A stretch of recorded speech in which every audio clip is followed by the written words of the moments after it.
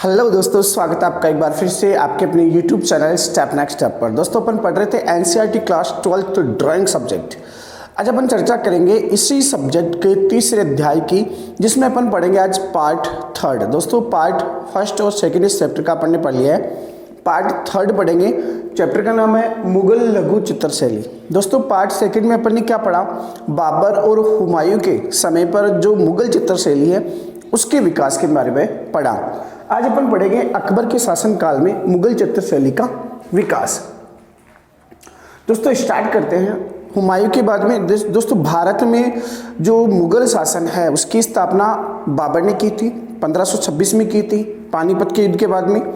उसके बाद में जो आगे वाला शासक हुआ वो हुमायूं हुआ, और हुमायूं से आगे वाला जो शासक हुआ वो अकबर हुआ।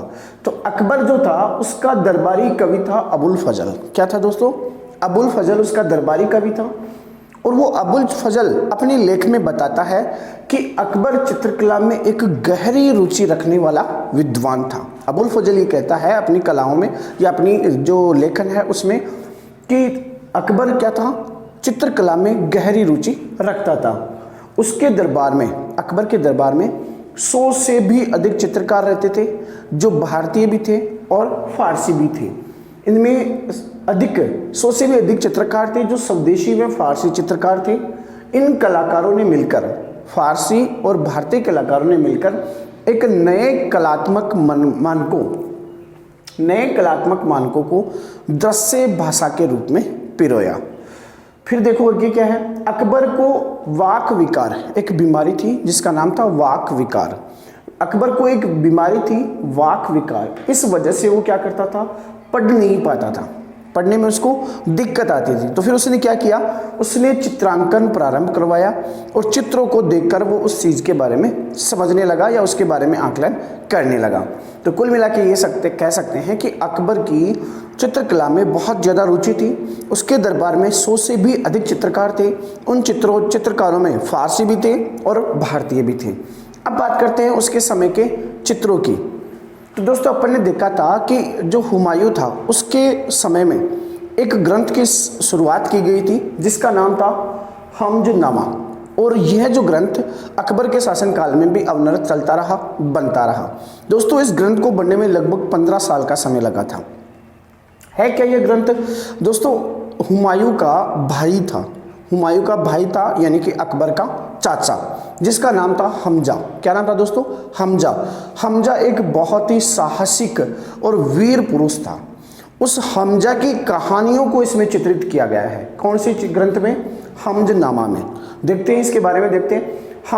हमजनामा की कला उसे विरासत के रूप में मिली। विरासत के रूप में मिली क्योंकि यह कला हुमायूं के काल से चली आ रही थी, तो अकबर को विरासत के रूप में मिली थी।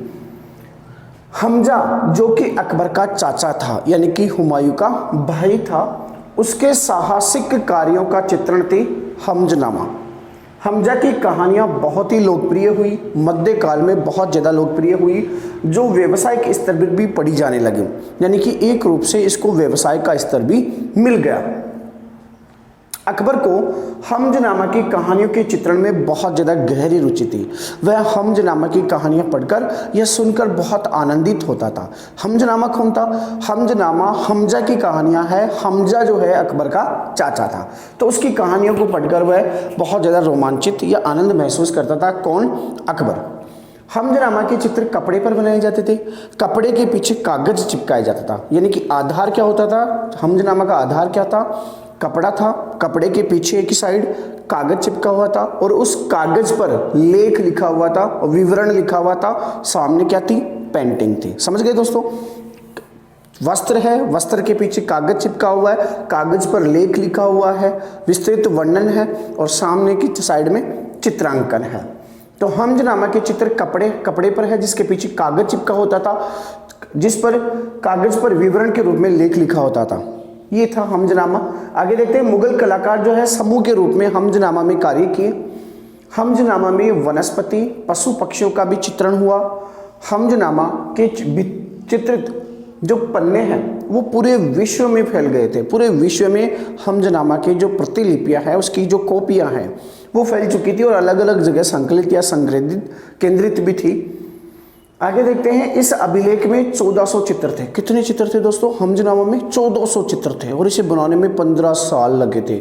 बहुत लंबा एक ग्रंथ है जिसमें हजमा की कहानियाँ हैं, हमजा की कहानियाँ हैं। 1400 चित्र थे जिन्हें संपूर्ण होने में लगभग 15 वर्ष का समय लगा था। इस अभिलेख को मीर सैयद अली, आपको पता है हुमायूं के टाइम पर आए थे ये दोनों चित्रकार। कौन कौन से? मीर सैयद अली और अब्दुल समद सिराजी, दोनों के देखरेख में इस हमजनामा ग्रंथ का रचना की गई। हमजनामा ग्रंथ का चित्रण किया गया। इसी में एक चित्र फेमस है, एक चित्र इसी का चित्र है जिसका नाम है केमर शाह पर आक्रमण। कौन से शहर पर? केमर शहर पर जासूसों का आक्रमण। देखो दोस्तों, हमजनामा के इस चित्र में हमजा का एक शहर था जिसका नाम था केमर, उस पर जासूसों का आक्रमण हो जाता है। उसके चित्रांकन, उस आक्रमण को चित्रांकन किया गया है इस चित्र में। ये चित्र पार्श्व चित्र के रूप में दिख रहे हैं। इनमें इस चित्र में जो फर्श, मंडप और जो जानवर दिखाए गए हैं वो सबके सब किससे लिखे हैं? फारसी से लिखे हैं। और अगर इस चित्र में अपन वृक्ष और लताओं की बात करें तो वो भारतीय स्रोत है, यानी कि वो भारतीय शैली या इस चित्र में उपयोग किए गए भारतीय स्रोत है।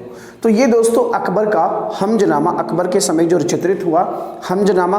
अब आगे वाला अपन चित्र देखते हैं। हमजनामा को आगे बढ़ाने के साथ साथ बहुत सारे और पेंटिंग्स भी बनवाए, बहुत सारे और चित्र भी चित्रित करवाए। देखते हैं कौन कौन से हैं। तो दोस्तों, एक है हिंदू ग्रंथ रामायण और महाभारत का उसने फारसी में अनुवादित किया। दोस्तों, हिंदू जो ग्रंथ है जो बहुत ज़्यादा सम्मानजनक ग्रंथ है, जैसे कि रामायण और महाभारत जो संस्कृत पांडुलिपियों में लिखे हुए थे, उसको उन्होंने फारसी में अनुवादित करवाया। अकबर ने हिंदुओं के ग्रंथों को फारसी में अनुवादित करवाया। साथ ही महाभारत का अनुवाद जो किया उसने फारसी में, उसको किस नाम से जाना गया? रज़्मनामा के नाम से जाना गया। यह कब हुआ? अनुवादित कब हुआ? यह 1589 में दसवंत के निरीक्षण में अनुवादित हुआ। तो दोस्तों, इसने अकबर ने जो हमजनामा था, इसके अलावा इसने जो हिंदू ग्रंथ थे उनको भी अनुवादित करवाया। और देखते हैं, अकबर स्वयं कलाकारों के साथ में व्यस्त रहने वाला था, क्योंकि वह हमेशा जो कलाकार थे, जो चित्रकार थे, उनकी पेंटिंग्स का निरीक्षण और मूल्यांकन करने में व्यस्त रहता था।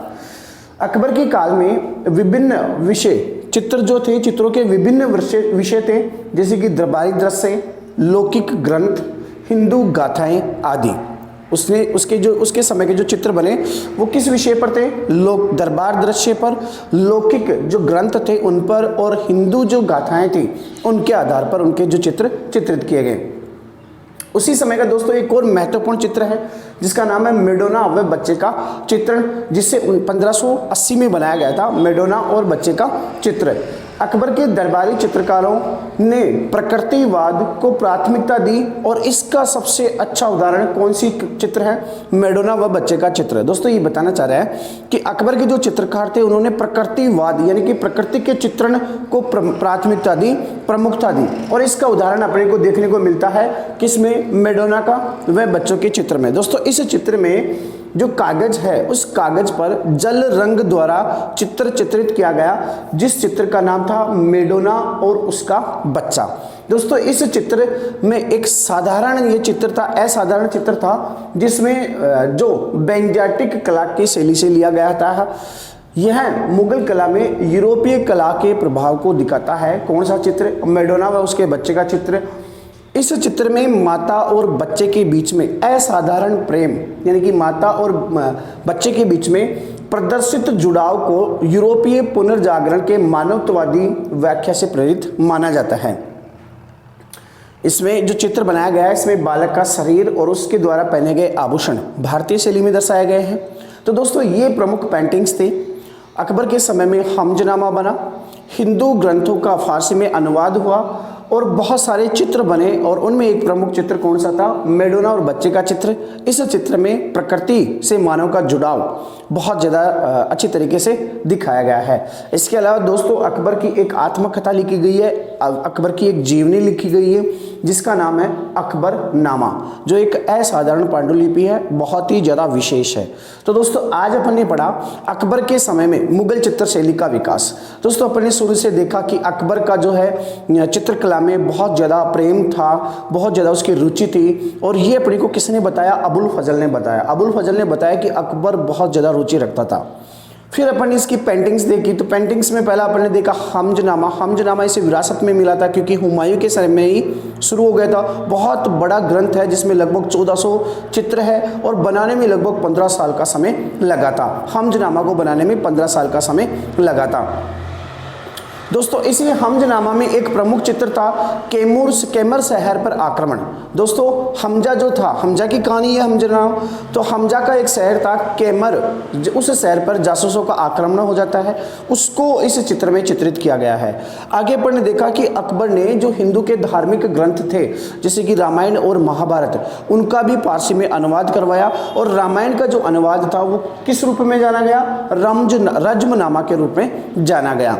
फिर अपन ने आगे देखा कि अकबर के समय में एक और चित्र बना जिसका नाम था मेडोना और बच्चे का चित्र, जो प्रकृतिवाद को दर्शाता है और माँ और बच्चे के बीच के प्रेम को दर्शाता है।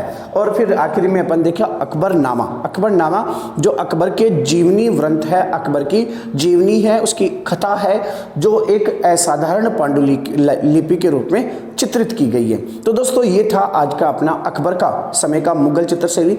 अब अपन पढ़ेंगे इसके बाद में जहांगीर की जो समय की जो मुगल चित्रशैली है उसके बारे में। तो दोस्तों शेयर कीजिए।